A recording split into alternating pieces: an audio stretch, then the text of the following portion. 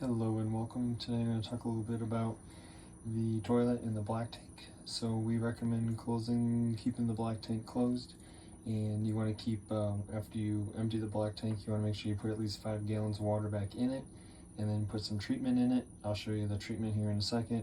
Always when you do flush, if there's no solids going down, we recommend doing like a 5-second flush. If you are flushing solids down, you want to flush for 10 to 15 seconds. And this is just what we do, and it seems to work really well. Talking with RV technicians or even technicians that are specialized in tanks, cleaning black and gray tanks, this is also what they've recommended to us. Also, you want to make sure you don't use any harsh chemicals, so we just use either Dawn soap or vinegar to clean the toilet, the outside and the inside. Also, you don't want to use a normal brush that you would use on a home toilet.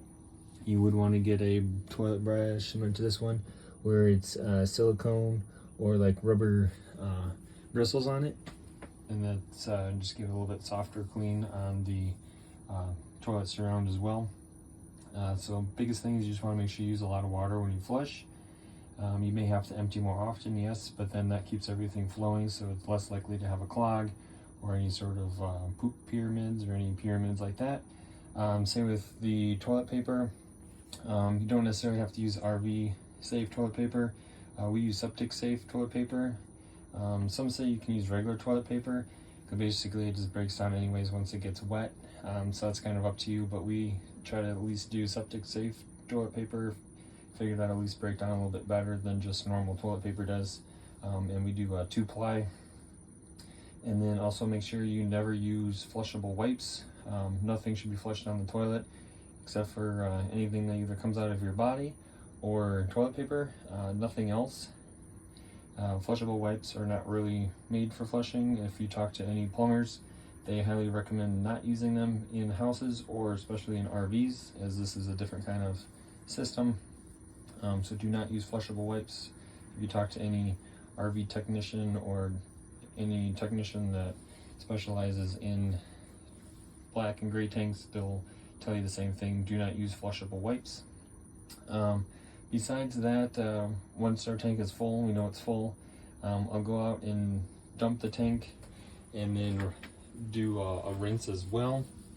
And then after the rinse, basically I just look to see if the water is coming out at the elbow before it goes in the ground, make sure that it's clear or mostly clear. Then I'll go ahead and close the valve, and then I have a water regulator to see how many gallons are going back in the black tank, and then so I make sure there's at least 5 gallons in there, and then I'll go ahead and shut the water off for doing the cleaning of the tank.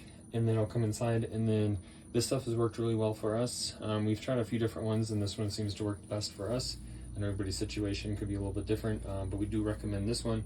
We are not sponsored by them in any way, just something that we found and that worked really well for us. It's made here in the USA, and it's all safe chemicals, I guess you'd call it, even though it's not really chemicals. If you ended up drinking this, it won't kill you, so there's no like poisons in it.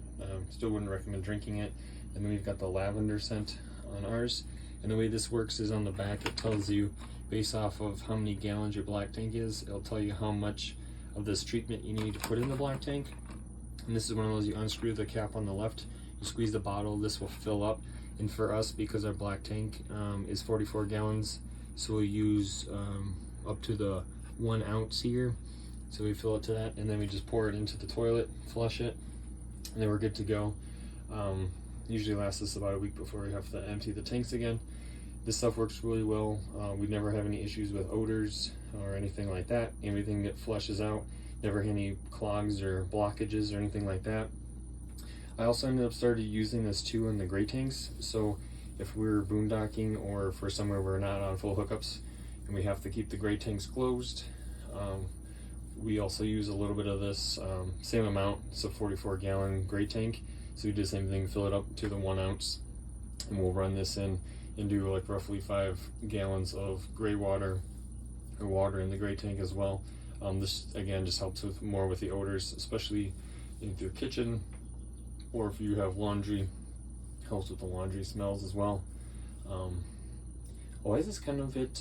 That's what we've used and we've recommended, and has really worked well for us. So if you're kind of looking for where to start or something to try, if you do have odors, I do recommend trying these steps and see maybe they'll help you out. Always the biggest thing is make sure you use plenty of water when you flush.